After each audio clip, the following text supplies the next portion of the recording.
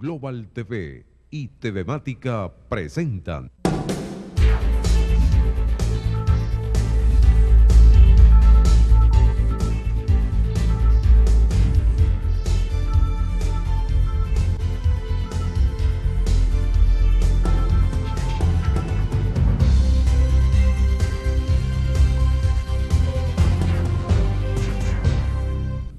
¿Qué tal, amigos? ¿Cómo están? Bienvenidos. Listos para un breve comentario sobre las cosas que estamos viviendo, lo que enfrentamos en Venezuela. Se dio a conocer recién que el gobierno de Canadá decidió sancionar un grupo de funcionarios de distintos organismos del país en relación a este asunto de la violación de derechos humanos y también la ruptura de un sistema democrático que está amenazado según esas sanciones. Sanciones equivalen a que esas personas y sus familias pierden, si lo tienen, la visa para viajar, en este caso a Canadá, y sus propiedades de existir en los bancos, en el sistema financiero canadiense, estaría en un proceso de congelamiento, sería confiscado, depende la característica de las medidas. Esto ciertamente es un asunto que se va convirtiendo en un gran cerco internacional para ese tipo de conducta, para quien haya incurrido en el manejo de los recursos públicos y su apropiación. Sabemos que en el caso de Venezuela las cantidades deben ser ingentes. No hay manera por ahora de tener las cifras exactas, pero los presupuestos venezolanos han sido monstruosamente altos porque están inyectados con recursos provenientes de los altísimos precios del petróleo y, por supuesto, algo paradójico, un endeudamiento.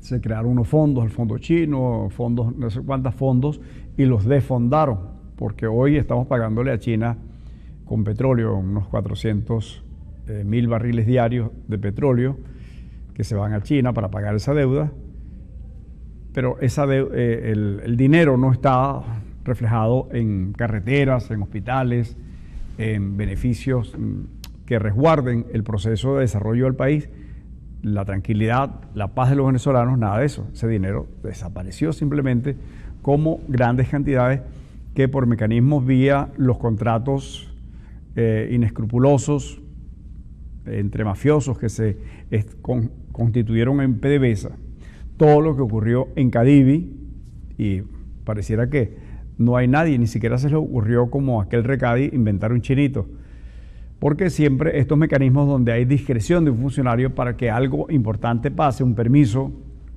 el otorgamiento de dólares en este caso, el funcionamiento de una licencia de importación, todas estas cosas cuando están relacionadas con un funcionario, además de instituciones que fueron entendiendo que no tenían control, cada quien a su modus propio hacía las cosas y no había ni control previo ni posterior de esa gestión.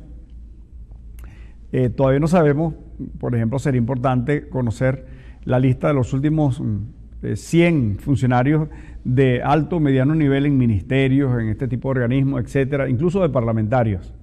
¿Qué tenían hace 10 años? ¿Cuál era su patrimonio? Hay una fórmula que es la declaración de impuestos sobre la renta. ¿Y qué tienen hoy? ¿Cómo viven?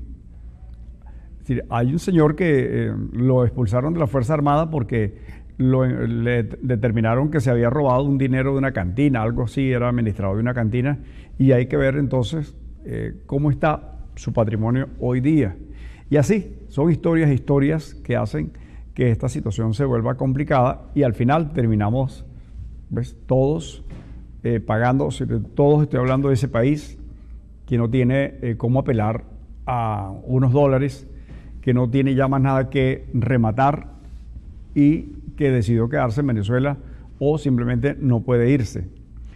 Y de verdad que es muy triste hablar de estos asuntos en un país que tiene, si nosotros vemos todo el inventario de recursos, todas las condiciones potenciales que tiene Venezuela, sería para que esto estuviera, en lugar de expulsando gente, siendo un gran y poderosísimo imán que atraiga muchísimas empresas, personas, profesionales, para desarrollar las cosas que están en Venezuela, en el campo de la minería, en los recursos energéticos y luego todo este proceso de infraestructura que requiere una situación donde es necesario desarrollar pues carreteras, sistemas de transportación modernos, trenes, ferrocarriles, todas estas cosas. Ello además lleva aguas abajo, puentes, aceras, servicios colaterales, la dotación de aguas blancas, aguas negras.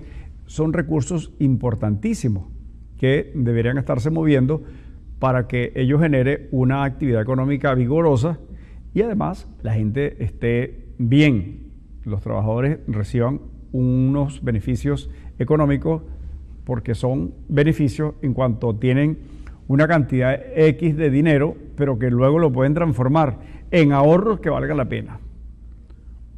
Por supuesto, en lo que necesiten, los alimentos, los servicios en general, todas estas cosas que son parte del día a día de un ser humano. Esto está bastante complicado y tiene que ver con eso justamente. Y entonces estos países están intentando ayudar a Venezuela. ¿Y qué pasa con nosotros? Bueno, estamos esperando que algunos parece que están esperando que los de allá hagan todo.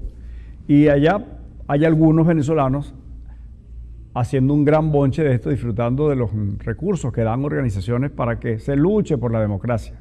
Hay una gente que uno no puede generalizar, que seguramente está haciendo sacrificios, etcétera, para buscar salidas a esta crisis que vive el país, que están dentro y fuera de Venezuela.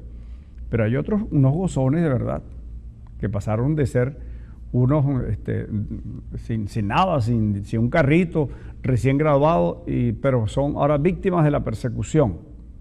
Entonces son los líderes fuera que hoy viajan y viven en los lugares lujosos de Madrid, de Miami, en fin, todo esto. Y eso hay que decirlo sin resentimiento, sin envidia, sino como un reclamo para que haya la transparencia. No puede ser que todo esto se amalgama y se va juntando capas sobre capas para hacer más difícil salir de todo esto. Salir de esto supone un entendimiento entre las partes. Ya han pasado 20 años de conflictos, el paro, los fracasos del paro, el derrumbamiento de la economía, entonces el resentimiento del presidente de su momento y expropiando y destruyendo todo lo que era supuestamente una representación de su adversario que hizo el paro, los empresarios. Todo esto ha construido una especie de ruinas de la economía. Ahí están convertidos en chatarra empresas, industrias, incluso algunas de ellas tomadas por el propio gobierno, que producían y ya no producen nada. Algo muy grave es lo que ocurrió con las empresas del servicio o de servicios a las petroleras. Tomaron muelles, lanchas, remolcadores, gabarras, plataformas de trabajo en el lago, por ejemplo. ¿Y dónde están? Bueno, en su momento, por esto es importante asumir conciencia acerca de el papel que debe jugar cada ciudadano en todo este proceso. Bueno, mucha gente aplaudió porque le metieron el cuento de que ahora eran los dueños de Tricomar, de aquí a otra, etcétera, esas empresas que eran las operadoras y dieron un servicio importante, era de gente venezolana, con trabajadores venezolanos bien pagados. Funcionaba excelente. La costa oriental tenía una dinámica importante. Hoy, ¿qué pasa en la costa oriental? Es triste cómo Cabimas recibe esos latigazos de una decaída economía. La ciudad Ojeda, que era la ciudad más bonita de la col, pujante, moderna, bueno, pobreza, desempleo. Eso es lo que ha dejado. Entonces, pero hay que ponerse de acuerdo. Ha pasado mucho tiempo, muchos ciclos donde se crea la esperanza de que ahora sí, y entonces se menosprecia la posibilidad de reunirse como país, incluso para compartir una visión, que tienen que ser no necesariamente los mismos partidos, pueden ser antagónicos, pero caramba, el país es de todos. Y si se hace una evaluación o una participación lo más honesta posible, pues vamos a encontrar coincidencias. Y eso no quiere decir que todos los que cometieron delitos, etcétera, los que hicieron cosas atroces sean perdonados. Pero sí significa que aquí hay que crear la coyuntura para reconciliar el país, que ya no aguanta más. Si no puede ser la señora que ve que sus hijos se van y espera por allí a ver cuando llegan 20, 30, 40 dólares para tratar de ayudarles. Eso, que era un asunto desconocido por los venezolanos, las remesas. Ese era un tema para los cubanos, centroamericanos. Sí. Hace unos 20 y tantos años hablaba con una ingeniera dominicana en Miami y yo no conocía nada acerca de República Dominicana y le preguntaba, ¿de qué vive Dominicana? Y ella me dijo, de los dominicanos. ¿Cómo? No, las remesas. Nosotros enviamos a toda nuestra familia y esto se va convirtiendo en una masa de dinero que ingresa al sistema y pues mejora, la gente compra y esto es un circuito que es beneficioso para todos. Bueno, hoy para mí resultaba algo extrañísimo. Hoy, qué lamentable que esa sea la expectativa, cómo se espera que alguien que se va a Colombia, a Perú, a donde sea, envíe alguito, porque no importa lo que aquí se gane, no importa la empresa que tenga, no son suficientes los bolívares para comprar las cosas. Es que yo estuve viendo ayer, una botella de unos lomos de atún cuestan cerca de 17 millones de bolívares, de un kilo. Tengamos claro lo que eso supone. Eso no está al alcance de muchísima gente. Eso se va del alcance de más del 80 o 90% de los venezolanos. Pero ni siquiera pueden comprar un pan con alguna frecuencia. Entonces, algunos productos que salen de la fábrica, como la harina de maíz precocida, pues hay un círculo vicioso que termina, eso arranca, el empresario recibe como 30, 40 bolívares, no sé exactamente cuánto, el industrial, por supuesto, eso le genera pérdida, y termina en manos del público en más de 1 millón de bolívares. Fíjense ustedes qué cosa tan absurda. Es así. Y entonces el malo, desde el punto de vista del discurso, es el industrial, que está haciendo esfuerzos denodados.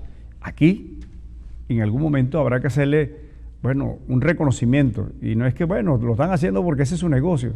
Sí, pero hay actividades que hoy día se sostienen simplemente para estar allí con la esperanza de que las cosas mejoren y en algún momento, una vez que hay una infraestructura instalada, porque cómo desmontar todo el sistema fabril de, por ejemplo, una procesadora de maíz que termina entregando aceites, harina precocida y otros tantos productos. Pues eso es casi imposible. Entonces siguen trabajando, tratan de mantener su plantilla de trabajadores. Entiendo que una de ellos, Alimentos Polar, le entrega a los trabajadores semanalmente una caja con alimentos, además de sus comedores para que coman allí. Es una empresa que trata de sostener su principal recurso, que es la gente. Bueno, pero los amenazan, acaban de quitarles a la fuerza algunos productos, según ha anunciado allí en el estado de Aragua o Carabobo. Entonces, eso es constante. Aquí hay que ponerse un poco sensato, sobre todo la gente que está en el gobierno, sobre todo la gente que forma parte de esa clientela, el partido, el gobierno, etcétera. Esa gente que está involucrada, por la razón que sea, y no vamos a cuestionar la ideológica, si la hay, lo que sea, pero se necesita una toma de conciencia y entender la responsabilidad importante que se tiene y cuán responsables son cada vez que sabemos que hay unos niños que no pudieron comer y que su vida se va agotando, cada vez que sabemos que hay gente que no se puede dializar, que hay gente con problemas cardíacos que va a morir prematuramente porque no hay medicamentos, y así tantas cosas. ¿No se siente un poquito de dolor, no hay un poquito de culpabilidad en todo eso? Es decir, no hay conciencia acerca de cómo podrían cambiar las cosas si los amigos del partido van y le dicen a sus dirigentes: señores, la verdad es que en el barrio las cosas están muy mal y no le puedo hablar de esto o lo otro del gobierno porque la gente me mata a palo. Esa es la verdad. Pero la gente no quiere agredir a nadie, la gente lo que quiere es vivir. Este país es eminentemente pacífico. De no serlo, esto sería un verdadero infierno, porque la gente tiene demasiadas razones para explotar. Entonces hay que aprovechar esta situación porque en un análisis también sensato, ¿a quién le conviene que esto explote? Que esto se convierta en, no sé. Ayer, por cierto, explotó una subestación eléctrica en Gallo Verde. Eso queda en la vía Sabaneta. ¿Qué pasó? Esta mañana que consultaba con un técnico de Corpoelec me dijo, bueno, es que hay unos interruptores que están allí y eso ya no tiene mantenimiento. Y le digo, ¿cuál es el mantenimiento? Bueno, solo le detienen el flujo eléctrico y entonces lo limpia, lo lima, porque eso siempre va llenándose de contaminación, de algunos materiales que interfieren en el buen funcionamiento. No hay aquellos camiones que limpiaban las redes, los postes, los aisladores. Me dice, arreglaron un camión y se hizo un anuncio, una fiesta. Ahora tenemos, días de la revolución, recuperó un camión. Antes había muchos que limpiaban todas las redes. Pero entonces hubo una fiesta porque recuperaron uno de esos que estaban dañados. Y resulta que por alguna razón, me dice él, se lo llevaron a Punto Fijo. Bueno, allá hay refinerías, etcétera, y quizás eso sea prioridad. Pero ¿por qué no comprarlos nuevos? ¿Por qué no se compró toda esa estructura? ¿Por qué no se controló la gente que le otorgaron?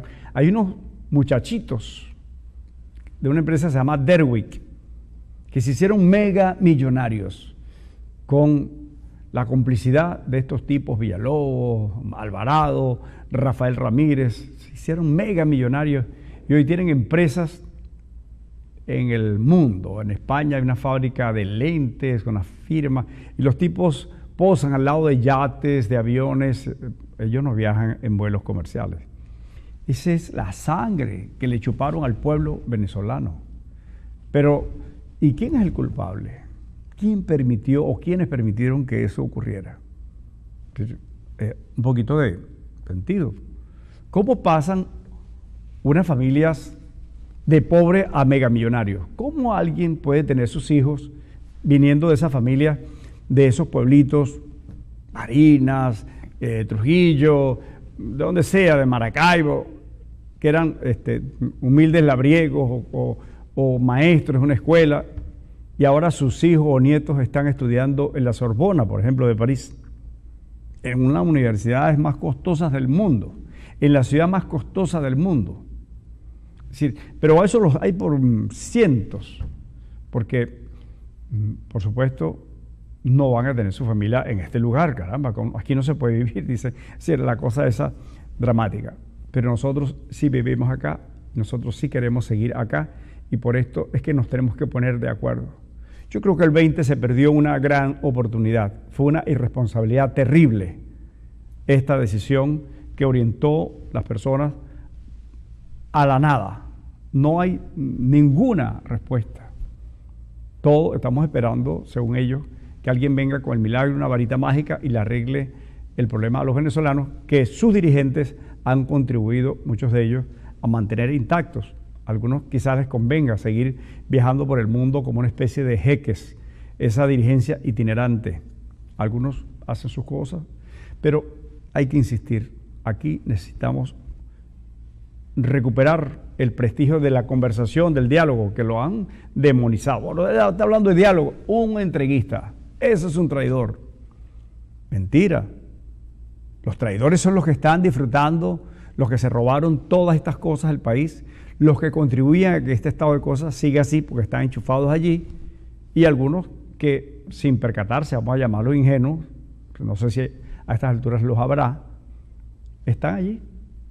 Bueno, mira, no votemos, porque después me decía alguien, no, ya tú vas a ver, el 21, porque el 20 tú vas a ver. Bueno, sí, realmente, el 20 se impuso una altísima abstención, más del 80% no votó, etcétera, algo así, por ahí estuvo la cosa.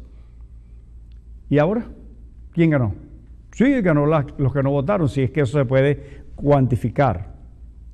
a los efectos políticos. Es una masa que se quedó inerte, una anomia y todo congelado. Eso es. Entonces vamos a deslegitimarlo, decían.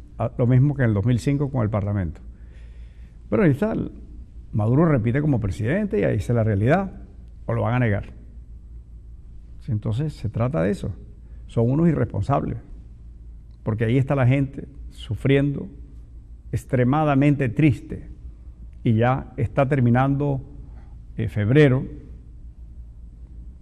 mayo, está terminando mayo, y el Día de las Madres pasado no fue nada glorioso, y vendrá el de los padres, y vendrán qué cosas, quién va a prometer qué cosas, de eso se trata. Entonces hay que recuperar la confianza, ustedes, nosotros que vivimos aquí, que estamos aquí, que se nos va la electricidad, que no llegue el agua, que no hay alimentos que son caros, etcétera, que no hay cómo comprar un medicamento porque no alcanza. Esos somos los que tenemos lacerada la piel, que nos duele y nos duele ver la mirada triste, perdida de la gente que no tiene explicación ni tiene sentido el día ni la noche. Es decir, todo es igual, son 24 horas de penuria. De eso se trata. Esto es, bueno, es que es colaboracionista. Qué irresponsables. Mañana nos vemos. Chao.